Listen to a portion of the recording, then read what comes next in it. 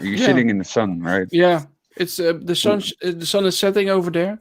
So we are already live. We are live on YouTube. Wait, what?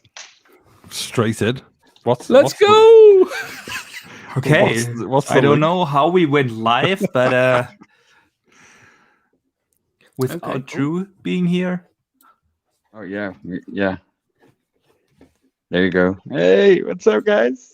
Yes, we are live. Welcome without back Drew to the midweek mix-up podcast, guys. Sorry for the delay. We had some problems with the I don't know how to say it, by the way. OBS. With OBS. The power. There was so much And the power outage. destroyed the power. Yeah, the nuclear bomb dropping.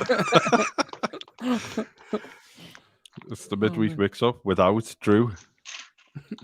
There you go. People are coming back. Awesome. What are we going to do now? we have directly 100 viewers. So Drew's asked us to take over the hosting of the show until he comes back again. So yeah, seems like it. All right, yeah, guys. So I guess we move on to from 360 era to the dreaded Xbox One. Yeah. That was a bummer. I mean, come on. Xbox was on such a high when they left the 360 era. This was a huge success. The entire generation, they had built up a lot of good franchises, new IPs over the course of the generation, and then the Xbox One. To this day, I think the idea itself was actually good, to be honest. Not the focus on the TV things, but moving over to a more digital generation. Yeah, they had plans for digital game sharing and stuff like that. I thought that was actually good, but I think it was just way ahead of its time, because if you look at the consoles that we have now, the PlayStation 5 and the Xbox Series consoles, they are basically what the Xbox One was supposed to be. Yeah. With the digital right management and everything. You can do game sharing now, and you have a family plan and everything that is established in both consoles. So the base ideas of the Xbox One is what we have now. But back in the time, it was such a mess. Yeah. Yeah, I think you're right. It was definitely ahead of its time, wasn't it? And I think even if you take like the UK, as a country, there's still large portions of the country which don't have very good kind of internet, and then like rural, semi-rural internet in the UK is not that good.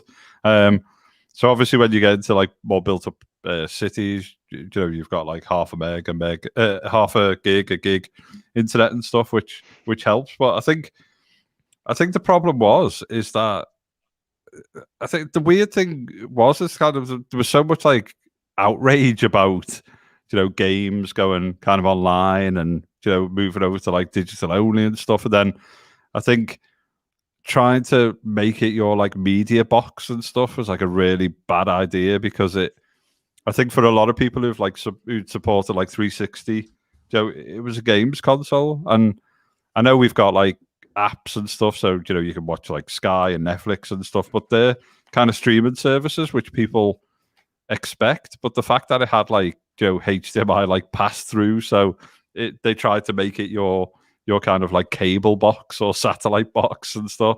And then I think like the final nail in the coffin was where like Don was like, well, you've got a 360, or like if you if you don't want to go online, you have 360.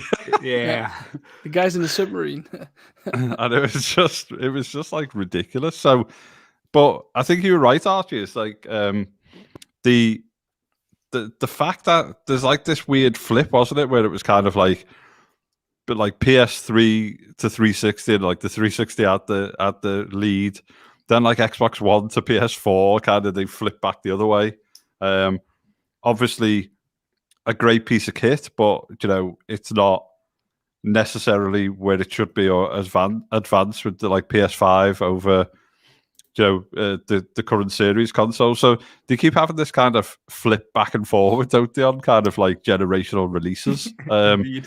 and it's almost like they get, too confident, and then they try something ridiculously outrageous before it's time. But I'm not sure either Sony or Xbox will do anything quite revolutionary, in terms of, obviously, in terms of like change in tact. I mean, obviously, like xCloud and streaming and all of these things are great innovations, but I don't think they'll start to try and look at media solutions and being your cable box or something. I think they just lost the way in a big way there. I agree. I think in the future we will see only basically iterations of the kind of hardware that we have right now. They will stay in the x86 architecture. There won't be any revolutionary new controllers or anything like that. Yeah, the only company I can see do that is Nintendo. To actually try something else. But the future generations will be just more or less iterations from what we have now, better hardware and everything, of course. But yeah. And I guess we'll eventually. Sorry, Erwin. They're looking to innovate indeed in different things. Not so much then really like TV stuff. But I used it back in the day, right, with the HDMI plug through and everything. I just connected it with my cable box, and it was actually pretty decent. And what I do miss sometimes is that you had the double screen, right? So you could game and you can watch TV at the same time. Yes. And to be honest, it was awesome. You had a soccer match up in the right while racing through Forza 5. Yes, exactly. Yeah. And I used it actually quite a lot, to be honest. So when they announced that they were dropping that, of course, we had some GPU power extra on the console, which was needed, of course. But that feature alone, I really missed that, to be honest. Yeah. It was very innovative, and it worked. And most of the stuff worked. And also with the voice commands, right? How cool was it to enter your room and just say Xbox on, and then bloop, bloop, bloop, the console went on, and you're like, whoa, shit, man, I'm living in 2030 or something like that. But the voice commands and stuff like that, you have that now in cars, in the Mercedes, for example, and hey, Mercedes, and you can give it a command. And back in the day, people thought they were spying on you, right? And all those kind of bullshit stuff. But I actually liked such innovations and new stuff and it actually worked pretty well.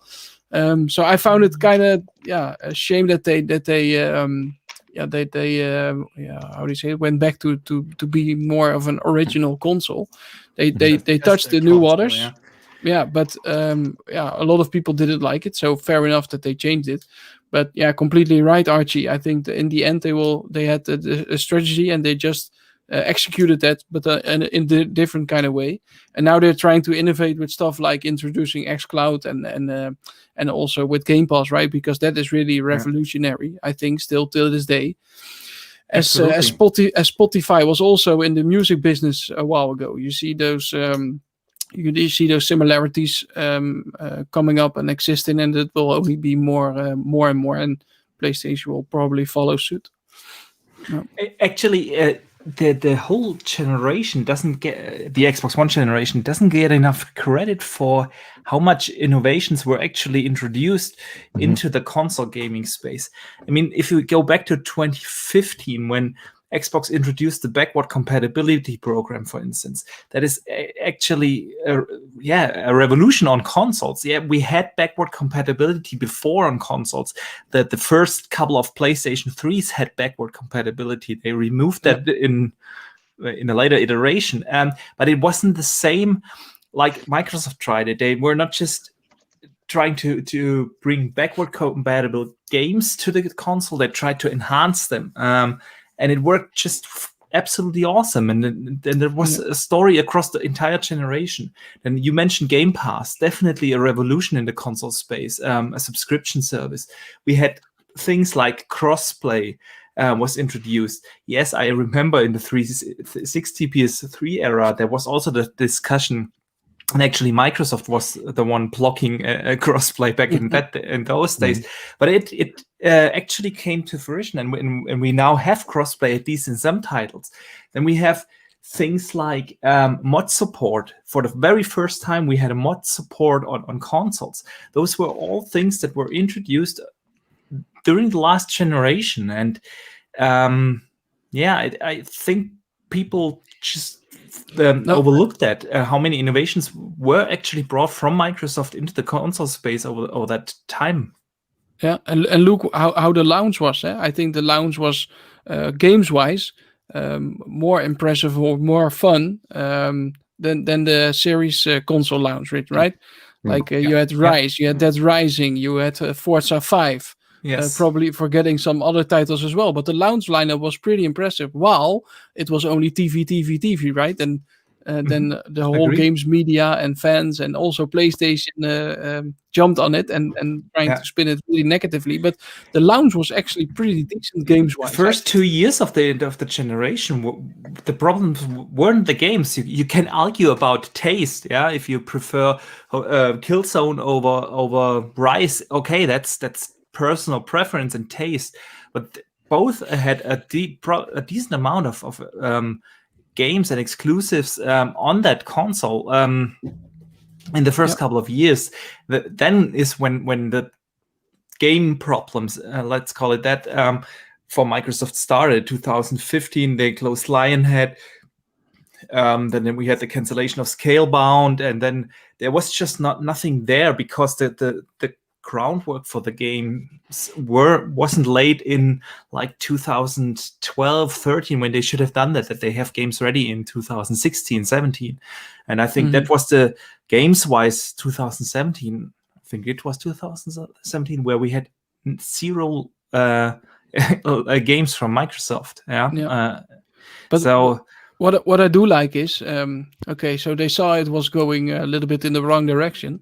But then they started also FanFest, right? Xbox had some PSX events. They stopped with it. But the interaction with fans in general, if it's on Twitter or is it another social media, is it with FanFest, where you can get up and close, having dinners with those guys and etc. Right? Even making what feels like a friendship with some of the team. That is really something special, and I think that when they introduced it, it was really for the fans, and also maybe a little bit of a compensation about the direction they were heading to, just a little bit of compensate maybe. But I think they did it really, really well, and they really invested a lot of time and effort in it. And also, hey, hello, is this London, Carlin? It is, yes. Power is back. Power is back.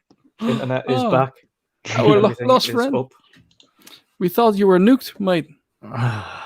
Fusebox went down and blew, so I'm gonna have to get an electrician to see what the crack is about that. But I'm on stream now. Do I have power for some light? You have too many lights are glowing in your room, man. Yes. And no lag at all, please. We should stay in StreamYard, really, because it just works. No laggy shit. Good stuff, man. It was going all so well until that went down. But never mind. We are back. I know we are back. Trying to listen to the conversation whilst I was fixing things on the phone. Where are we up to? Hello, Chris. We were talking about the Xbox One generations and the kind of innovations that Microsoft brought into the console space over the course of the generation. And Erwin was just talking about FanFest being one of that. Yeah, I always felt that they, maybe you agree or disagree, but I always felt it was like a little bit of compensating in the direction they were going. So they thought, okay, fans are disappointed and on a lot of stuff, on the hardware wise and also with the games, or not releasing or not being good enough. So let's do something else for the fans. And I think that really had a positive feel, at least for the Xbox fans itself, right? The existing Xbox fans. They didn't draw any new gamers with FanFest, I think, or actually not. If they did, it was a handful probably. But I think for the existing, yes, the hardcore. And this is really the important thing, that you have that loyal fan base, because those are the ones that are spreading the word on the streets, let's say. Yeah, and with that I mean, of course, social media, in the family, at work, and everything. You need to have that loyal fan base, and that's what FanFest is for, to keep that fan base active. Yeah, 100%. So I think they did a good job in that, and they didn't get the credits that they should have gotten. So it's really been a mixed bag, because for me personally, I really enjoyed the generation. Also, the games that I played, I think were quite okay. For the Horizon series and the Motorsport series went a little bit downhill, I think, in my opinion. But I like the game like Recore, for example. Titanfall was also really, really nice. That released a year after, right? Amazing Gears games. Yeah, amazing Halo Gears 5 game. multiplayer. I played hundreds of hours. It was awesome. Yeah, I liked Halo 5 actually. So there were plenty enough games, but Sony knocked it out of the park in that regard. So, but for me personally, that going to Gamescom, going to FanFest, meeting Phil Spencer, Aaron Greenberg, the Dutch guy John Dongermans on the team, and all the other fantastic people I met on the team over those years, and being in contact with them, having lunch, dinner, etc. Having all those kind of nice chats with each other. For me personally, that was really something special. So I really enjoyed it. Yeah. So what else? I mean, obviously Xbox, we're going into now, going from Xbox One straight into the new generation then. Maybe before we do that, we should talk about one thing that is something that got introduced in the last generation, and I think is going to be the future for console gaming, and that is the enhanced consoles. The PlayStation 4 Pro and the Xbox One X, that concept was completely new. We have never had that before, and I remember the headlines when sometimes I call them stupid media, just didn't know what to make out of it. That the whole discussion, will there be One X and PS4 Pro exclusive games or not, and how does it work? And that concept of an enhanced console in the middle of a generation was new, and I think this is what we will get from now on. I doubt that we will get that maybe with Sony, I don't know. But I doubt that we will get from the Xbox that hard launch of a new generation. We will just get enhanced consoles in 3-4 years, every 3-4 years, and then you have just the backward compatibility and forward compatibility of the consoles that make that ecosystem up. And that concept was new, and the One X launch was actually something really special. I was so blown away by that console, and it felt more of a generational leap when I went from the Xbox One to the Xbox One X than when I went from the 360 to the Xbox One, to be honest. Agree. Yeah, so I think we should talk a little bit about that first before we move to the Series X and S. Felt like a rebirth. Yeah. Felt like a comeback or something like that, right? Because they were getting their ass kicked for like 4 years or something like that. Yes. Yeah. And then the One X came, and people starting being finally positive about Xbox again. So I really felt it was a comeback or in some sort. Yeah. Well, 100%. I mean, the difference that they had from the original OG Xbox in terms of its underpowered, misdirected, should we say, completely not gaming focused for the initial part of the generation. They had some exclusives that were really good, but it wasn't focused on that. It was focused on other aspects. So to go from that to then the revised One S, which improved a lot. Again, it brought the focus back to gaming, and then going on to the One X, which was the powerhouse, it re-brought the focus completely into gaming again for Xbox, and trying to push that power narrative that, again, they referred to back to the OG Xbox when they originally launched that. They wanted to have the most powerful console with the best gaming experiences on there and the best place to play those gaming experiences. I mean, I know... Go Go on, Chris. Sorry, I was just going to say in between them as well, wasn't it? It was like the One S all digital, so it was almost kind of like Yes. they started to set a kind of the idea of a digital only console, moving away from physical media and things like that. And I think that's I think where we are now. I think discussions were kind of they'd moved on the original OG stuff where it was kind of like let's be a ways on, and they backtracked a bit, as you said, started focusing on games, give us a decent 1S console. Then it was kind of like bit of like we'll tease digital again, but we're not going to take your physical media away, but obviously start to consume things via our store. And then, as you say, the 1X was the kind of surprise. And I think the whole thing that drove the enhanced consoles was they were trying to kind of play on like 4K tellies and stuff, weren't they? They were trying to play on that like new tech. And we all know that how that went. Obviously, I think the 1X got more, like 4K resolution games and stuff. But I think the one negative for me is that kind of, and I'm not sure. There's been a discussion about whether there was kind of like an internal drive by Xbox, and obviously I'm not sure there was, and no one really kind of knows. But most devs were trying to push like 4K, and then that came at the detriment of like frames per second compared to like some of the like the PS4 Pro games. And then we have this kind of like FPS gate thing where a lot of people who understood hardware knew that by just dropping the resolution slightly or whatever, you would have had like real solid stable frame rates in games and that. But I think they'd kind of set the stall out for these things to be like 4K machines then, wasn't it? So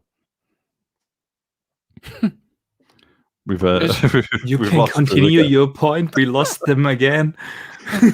And Pat also. Yeah, and I think, but yeah, it was, for me, I agree with you, Archie. I think it was like it was one of those kind of like one more thing type like moments, wasn't it? And then you saw that like new console, it kind of, it looked really good in the kind of matte black, and it was like a slick bit of kit. And then we started getting really good kind of enhanced games, with the performance leap, and things like that. But I personally always kind of go for frame rate over resolution if needs be. And obviously, I think we've with some of the technology, some of the kind of engine tech and things like that. Obviously, we very rarely see fixed 4K. We do on obviously certain titles and that, but sometimes even current consoles want to do more in the FPS department and things like that. So there's slight compromises. But I used to love my 1X. I think it was such a good console in that generation. Absolutely. Do you think we will see that during this generation? I don't think me personally, so this is just like from a dev point of view or something, I don't think we'll see an enhanced Xbox console. But I said kind of a while ago that I think we'll see like an enhanced, like a PS5 Pro.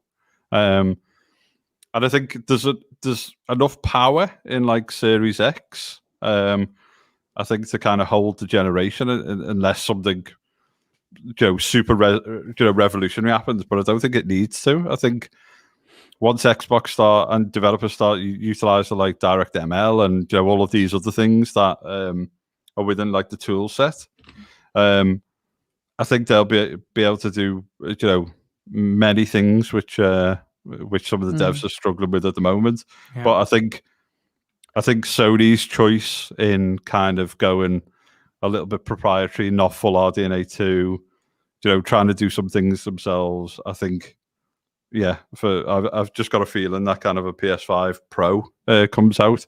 But what that allows Sony to do is obviously they know the specs of like Series X, so they could play the kind of power narrative. And I'm not sure whether Xbox would really be bothered about trying to kind of like leapfrog them again for the power, and just keep doing this kind of power narrative arguments. I think the Xbox team are quite happy with what their kind of engineers and Jason Ronald and the guys have produced. Really, I think they've looked to future-proof that.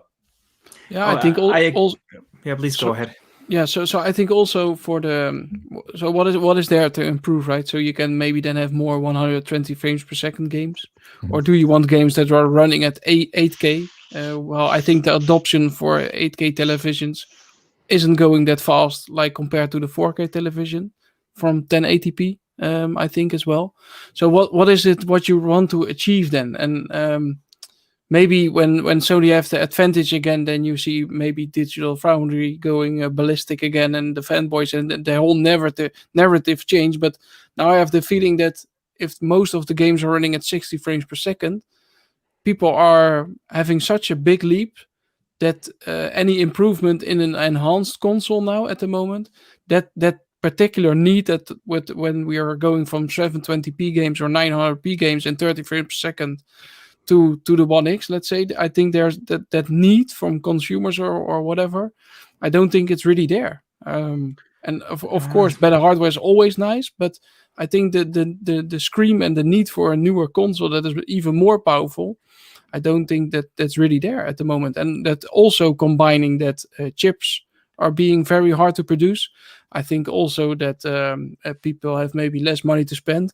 Also, Microsoft and Sony says producing consoles will cost you a lot of money. So if Microsoft is smart, and they probably are, bringing all those RDNA 2 features, make it future-proof. So you don't have to invest in new hardware, which you'll sell at a loss as well.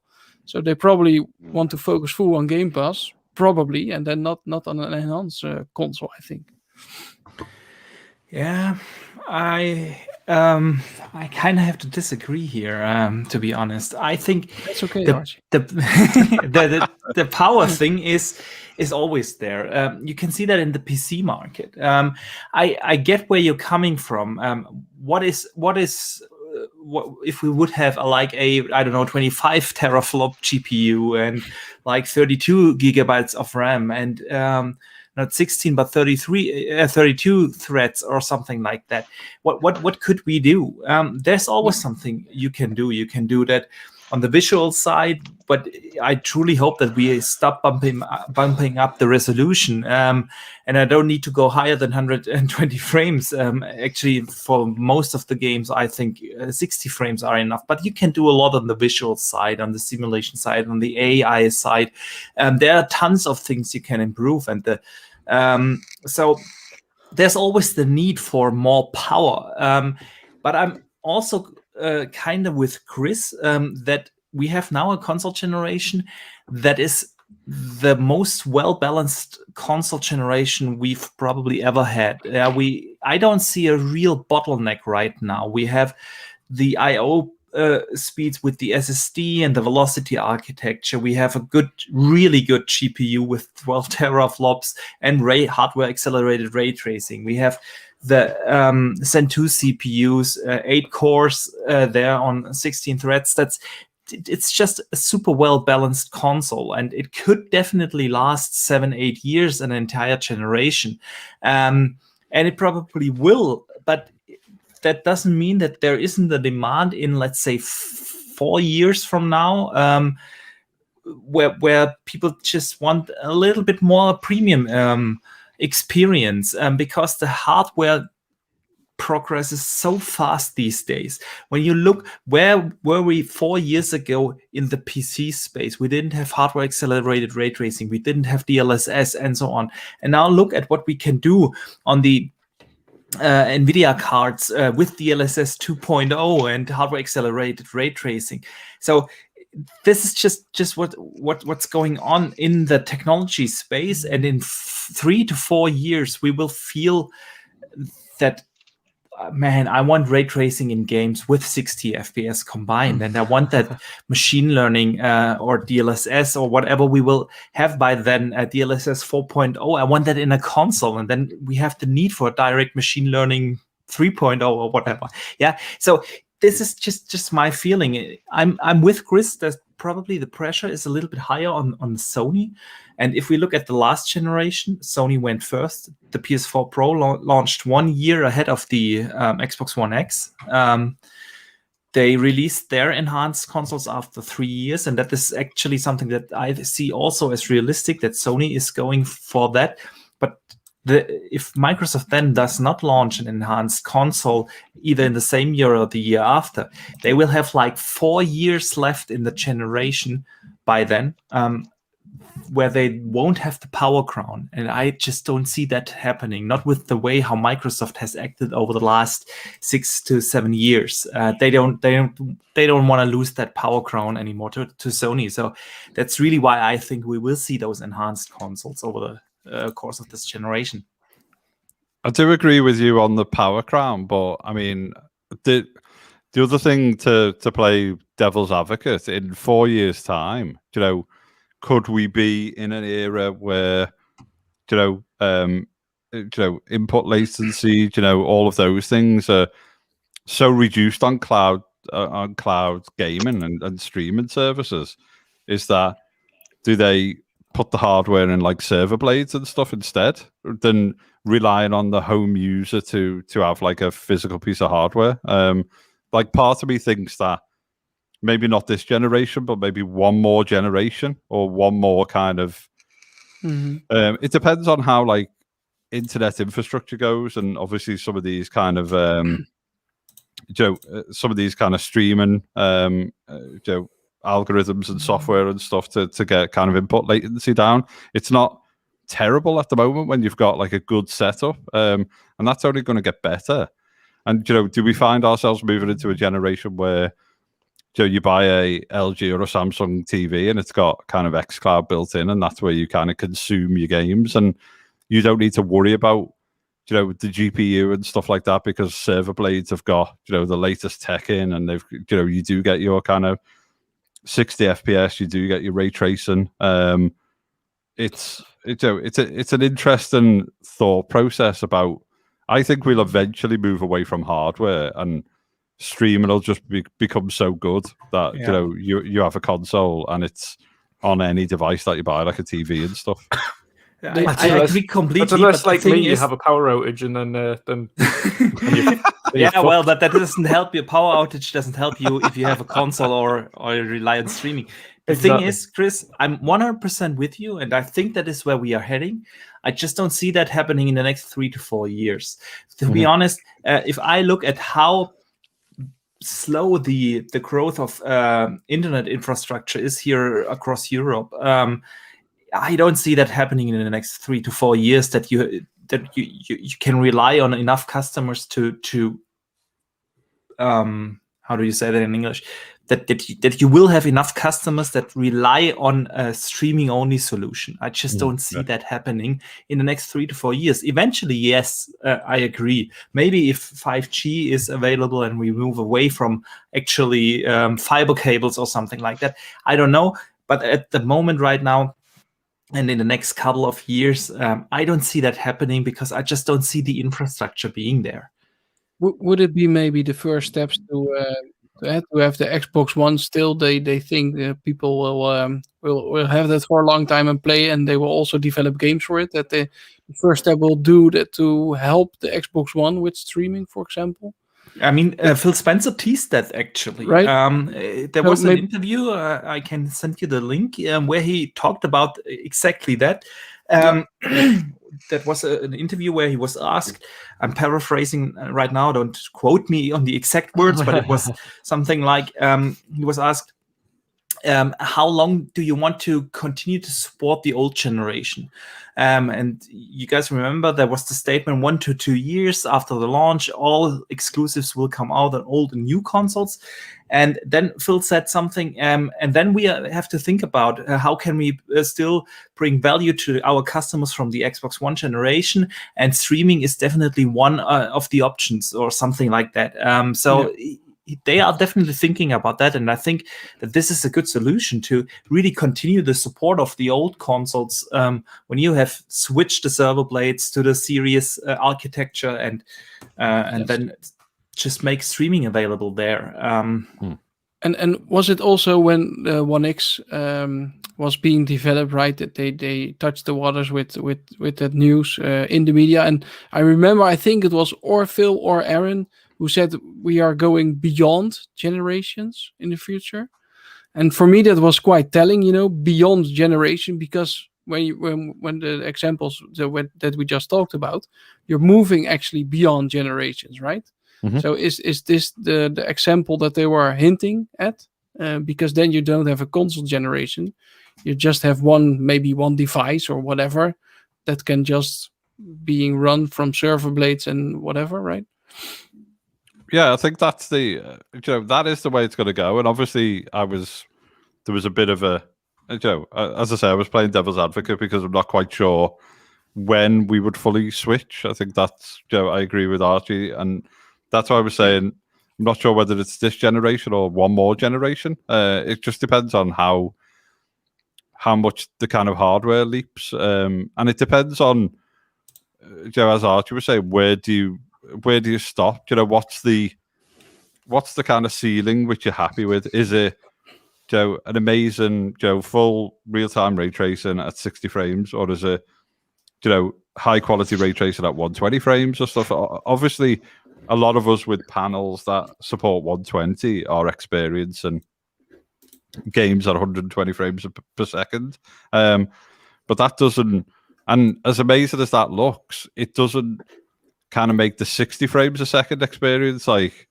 as bad as like going to 30 from 60. Where you get that kind of leap. jarring, the leap isn't as big as when you go from 30 to 60 as when you go from 60 to 120. I mean, and it really depends on the genre we are talking about. I think in racing games, for instance, it makes a difference, because if you drive a car at 250 kilometers per hour, that frame time really makes a difference. It probably is not the same with a third-person over-the-shoulder action RPG. So it really depends here. Yeah, no, I agree. And I think, like we said, I think we will move to a no longer dedicated hardware is required. But it's just when. And I suppose, in terms of like internet infrastructure, obviously we've got like Starlink, we've got satellite internet, which is getting better and better. So I think the 100% need on like fiber and stuff is slowly going to kind of move away, and we don't know how fast that will mature. But I think it's an interesting discussion to think.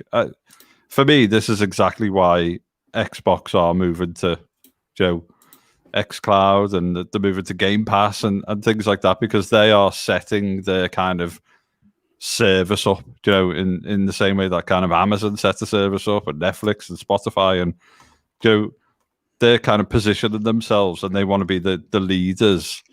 They want to have the most subscriptions, the most people playing on these services for when that time comes, and hardware is almost kind of like disregarded, and it all sits elsewhere, and it's not going to be such a shock to the gamers that you get like a nice controller and stuff like that, but actually you get Game Pass with your LG telly or your Samsung telly or this, or you could even have Game Pass on like a cable box or a satellite box, and so I think they're playing a really interesting and a very kind of shrewd game. Obviously, me personally, I'm always kind of one of these, I want to play on like dedicated hardware and stuff, but I think at some point that'll just be taken away from me. But we need to, if we have a racing wheel, for example, Chris, how the hell do we gonna do that on a streaming device? So we always need a local hardware, and then we just move to PC probably. But on console, it wouldn't be possible then anymore, right? Because how the hell do you want to do that? Yeah, I mean, it could. We could move to kind of almost like a weird kind of Apple TV, or like a street, like a Steam Link type box or whatever. Where it doesn't rely on having a really powerful GPU and CPU in there, but it relies on some form of, some form of processor that kind of takes into account more advanced like inputs, like racing wheels and stuff like that.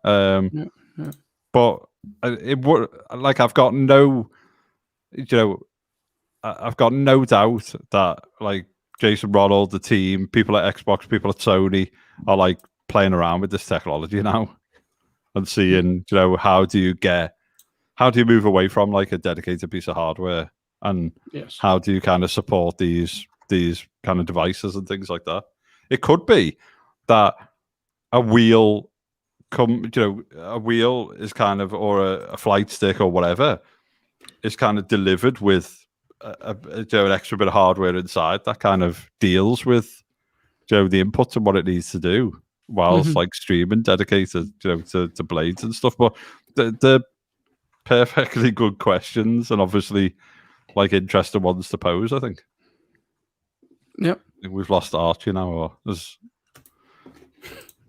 I think. We'll get him back in. I don't know if that's his route at all. Yeah, it might be a network issue that time. Well, again, I want to say a massive thank you to the panel for keeping this ball rolling whilst I try and figure out what exactly is going on tonight. But I've kept mobile internet firmly connected just on the off chance that it goes off again. I am expecting something straight after this. I'm going to try and find out the source of what it is. There might be a fuse blown somewhere in the house, so I want to try and figure out what it is that's causing that trigger. However, still going strong. Of course, we're talking about console streaming potentially kind of being the future of Xbox and the future of console gaming in the first place, as Archie was mentioning there. Kind of playing potentially on anything and everything that we can get our hands on, and it is a very shrewd move to kind of go in that direction. And again, as Chris was mentioning, I think potentially PlayStation need to kind of try and figure out something for the future. They don't really have an answer to it as yet. I don't know whether or not they're thinking about that long-term goal plan, or whether or not they're thinking, let's just continue with solid hardware. I think all those companies are constantly thinking about where their hardware is going, because they have the hardware team. They don't fire them right now or keep them unoccupied for like 4 or 5 years before they start to work on the next generation. So they're constantly thinking about that. And it will be interesting to see if Sony really needs it, because at the moment, the comparisons in between the games are looking good for Sony. Of course, like Chris said earlier, once developers are starting to use the tools and everything, there will be a visible gap in between the two. But yeah, let's see it. I think they are both working on an enhanced console. Whether that will actually come out is going to be seen. Yeah. It's of course. I mean, that brings me that slight last part that you said there. I mean, it's already been mentioned and hinted at that PlayStation are potentially looking at a revised console already for next year. What do you think the likelihood of that actually is? What do you think about the reports and rumors? Do you think that is the case? Are they already going to have a revised console for next year? I think, or maybe if someone else wants to go first.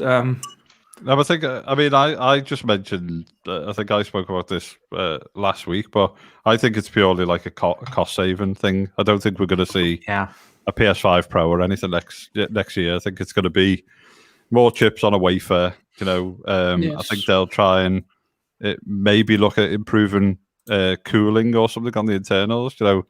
Obviously reducing the size of the chip will help with cooling. They may look at a slightly different fan configuration, but I think the console will look exactly like the console that we have today. So people, I agree, don't feel that they're getting kind of a bum deal, so to speak, when they've gone out and bought it. We had the same thing with the PlayStation 4, and I think not to the same degree, but also with the Xbox One. When the PS4 came out, a lot of people were complaining about loud fans and so on, and then they just simply changed the fan manufacturer, and people were actually really looking in stores and online which model number of the PS4 is it? Is it the one with the jet engine, or is it the one that is bearable? And the same happens on with all the parts. They're constantly looking, can we change the disk drive and get a better price for another disk drive?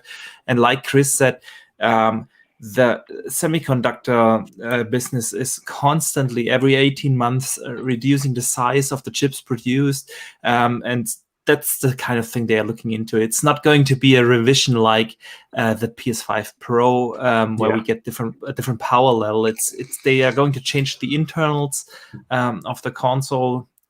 Maybe have a new chip, maybe have a new motherboard, maybe have a new fan. We don't know, something like that. But the power level remains the same. Not after 1 or 2 years. Yeah. Do you think that's going to be then when they introduce the potential revision that might help solve that SSD expansion issue that they're having at the moment? I don't think so. I think if they would bring out a revised model that allows for an SSD expansion, and that would just be a kick in the balls of the day one adapters, and that's something you cannot afford. If you do something like that, you have to have really a revised model like a PS5 Slim or something like that, where you get an actual benefit but if you just allow that for the adapters that buy the console next year, I don't think that's going to happen. No. Yeah, that's fair enough. I want to take this moment then. We're going to wrap up for tonight. Thank you again to everybody who tuned in twice this evening as I dealt with power issues. And thanks again, a massive thank you to the panel who held the fort down and kept the show rolling whilst I was kind of trying to get things back up and running here. Hopefully get to the bottom of it so we don't have this issue again in the future. Shouldn't have any further issues once I do find out what's tripping the power. But again, massive thank you to Erwin, Chris, Archimedes, and Pat for holding the fort down and keep the conversation flowing and entertaining everyone in chat. So thank you for that. Anytime, man. Oh, you need to get some more hamsters. A couple have died. Got two right. You need to feed the hamsters also. Backup generator. That's what I need. We said when you dropped off, like you need like a in case of a nuclear war, like a diesel generator or something. I think that's probably what's going to be required. Some kind of solar, even solar panels will do. So, something. I'm getting solar panels, so I will be fine. Awesome stuff. First of all, we will start with our outros and we'll go straight to Forza Erwin here. Erwin, if you let people know where they can find you, and of course your awesome new YouTube channel and what you're planning. Yeah, thanks a lot. So still enjoyed the show while we're having some technical difficulties. It's always fun to improvise and to be flexible, right? So it's always nice, Drew. Don't feel bothered by it. We do our best to support you as always. My people can follow me on Twitter on Forza Erwin. My gamer tag is Forza Erwin. My YouTube channel is Racing From Home. I'm just driving for fun, not super competitive yet. Just sharing my experience, what I experience in my head, share it on screen.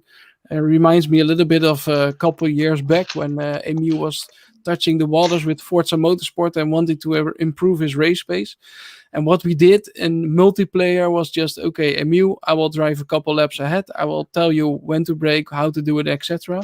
Then afterwards, he drive in front of me and I'll just give him some driving lessons, how to race on a game. I don't say that I'm teaching people how to drive or whatever now in my videos, but it feels kind of similar, just to sharing where to need to brake and etc. Where there's the point of turning your wheel and etc. So, but I enjoy it. People can follow me over there, like, subscribe, whatever you want to do.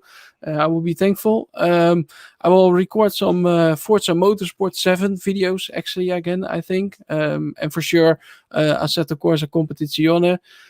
Tomorrow I get a new wheel rim for my Fanatec wheel. It's the Xbox P1 wheel, but then with Alcantara on the wheel. So I will get that tomorrow. So that will be great. So probably a lot of racing in the weekend and maybe some Sea of Thieves. Awesome stuff. Awesome stuff. I'm looking forward to seeing the next one. Of course, it's always good as well when you're putting the videos up that it's never always just the same sim. One day it will be set of Corsair, the next it might be Forza. I'm expecting GT Sport at some point as well.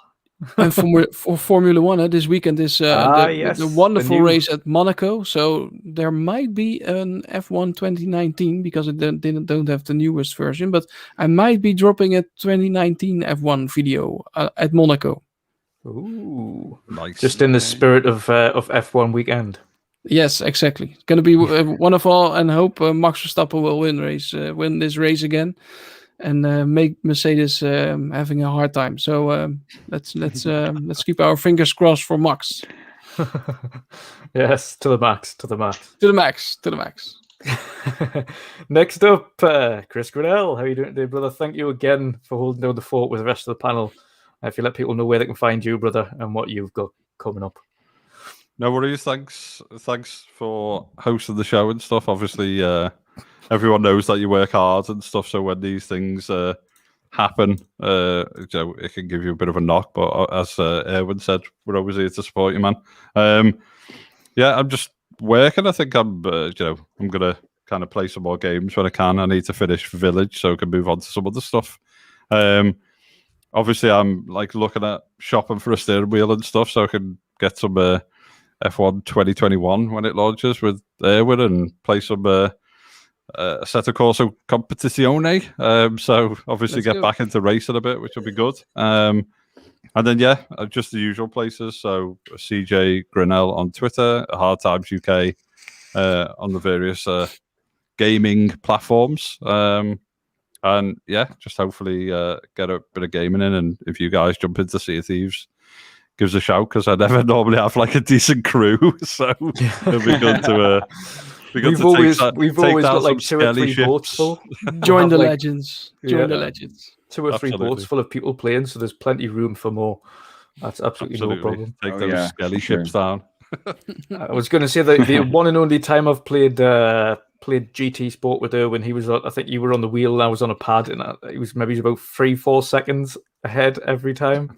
Every lap, every lap. It was almost a lap at the end. Yeah, or was it maybe even a lap? That doesn't matter. I think it was about half a lap. Either way, he was miles ahead of me. But Chris, you worked on racing games also, right? Yeah, I'm not too bad at a racing game, so I'll give you. No, exactly. So I'll give you a bit of competition. Yes, I'm expecting your gamer tag. Hard Times, yes. Awesome Good stuff.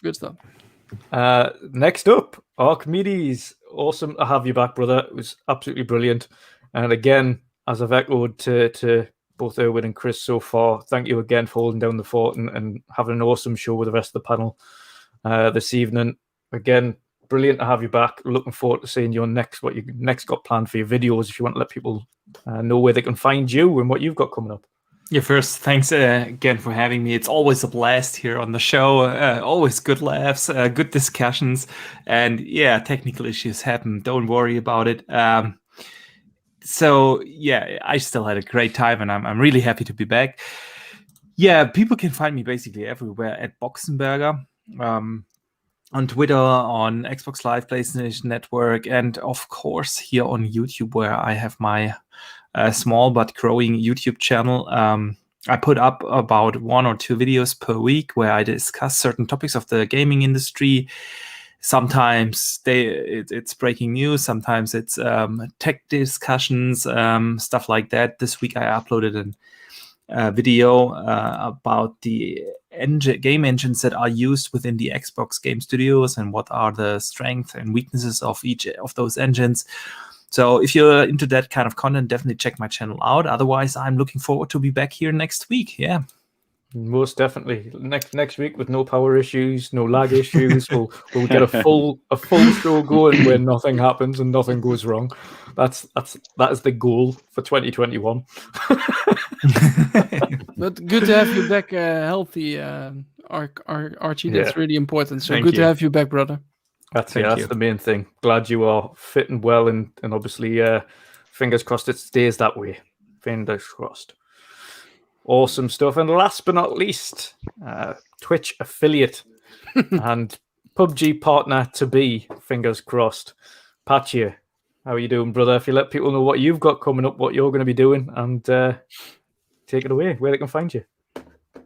Well, people can find me on Twitter, of course, as Petru070. Same goes for Xbox and Twitch. So yeah, make sure you visit my channel, follow, subscribe, whatever you can do or what you want to do. I'll stream like when I can, because I have my daily works as well. So, but definitely in the weekends I'll be streaming. So hope to see you guys there. First of all, also want to say Boxenberger, welcome back. We missed you. So thank you so much, brother. Great to hear you again. And Erwin, I wanted to say one thing, because if I'm looking for racing from home on YouTube, it doesn't find your channel. Okay. And it still shows up as Forza Erwin for the minute. Yes, it still shows. So you know what we need to do, people. If you all changing the name on YouTube, yes. If you all get up to 100 subscribers, 100 subscribers, then you will most definitely get that channel name linked. Okay. Let's get him up to 100 subs. He's over halfway there now, so let's get it. I made a massive jump over the weekend. Also thanks to you in the panel, right? Because of all the retweets and everybody. Getting a greater reach, but almost at 200 views on that video that I posted just before the weekend, and moving from 14 subs to, I believe now, 54 or something like that. 56, I'm guessing. 56. So that's really nice. But I will try to look up also, Pat. If I just put in then Forza Erwin, if people can find me there, then they will find me anyway. But let's hope that racing from home will be a thing in the future. Yeah, and that's also what I want to say, is that it's great to see that you finally went through with your channel, because you showed me earlier before when you didn't do that much. But yeah, man, I wish you also good luck with your channel. I hope it grows. And thanks, Pat. Thanks, buddy. Yeah, and Dutch, you also, man, you do a great job. Today was kind of little disaster. You took out the show 2 times, but you know, it's always we always have so much fun. So, but yeah, awesome, and thank you again, Pat, as well for keeping the show going with the rest of them. And sorry I couldn't drag you back in when the power went down the second time. No problem at all. Final thing before we head off, of course, if you might not have already seen, we are having a giveaway for when we achieve 1,000 followers for the channel. We've hit the amazing mark of 700, over 700 now, 707 I was sitting on right now for the channel, which is absolutely awesome. But if we hit that 1,000 mark, and we're trying to get it done over the next couple of months, at least in line with the same month of our 1-year anniversary, then you can win. All you have to do is follow the panel, and you'll be in with a chance of winning either Ratchet & Clank Rift Apart on the PlayStation, if that's your favourite platform, or Scarlet Nexus on the Xbox Series X and S, again, if that's your favourite platform. So, again, all you've got to do is make sure you're subscribed. Shout out the channel. The quicker we get to 1,000, the quicker someone's going to get those games. Simple as that. It's going to happen. As soon as we hit that 1,000 mark, those games will be somebody's to keep. So again, thank you everybody for the awesome support and getting us to that 700 mark so far. Let's push on and go further. We couldn't have done any of this anyway without you. So we absolutely appreciate everything that you do for ourselves. And a final word from me is I'm absolutely over the moon to see kind of everybody individually on the panel pressing on and doing kind of growing their own channels and going forward with stuff that they really enjoy. It's really good to see Erwin progressing with his new channel. Archimedes, it was only what feels like a matter of months ago. He was on just hitting 1,000, and now he's well over nearly 3,500 subscribers. It's wild how much you've progressed in the last few months, and it's amazing to see. And of course, Pat, I remember you starting that grind for affiliate on Twitch. And you've hit it. You've hit that mark. Yeah. amazing to see. And again, we've rounded off this awesome start of the year, of course, without these technical issues. Even with that in mind, we've managed to get Chris on board as a full-time panel member, and that's awesome as well. So Indeed. thank you everybody for the unbelievable support. Thank you for having me as well.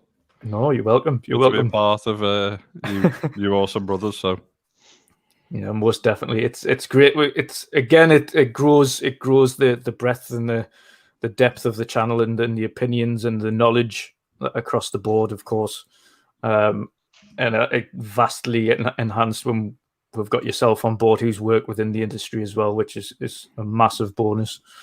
So absolutely brilliant. Again, thank you everybody for joining us this week. I will have to link 2 parts of the show on Twitter. So if you haven't caught the full show from the start, I'll be putting 2 links on one Twitter post so you can catch part 1 and part 2.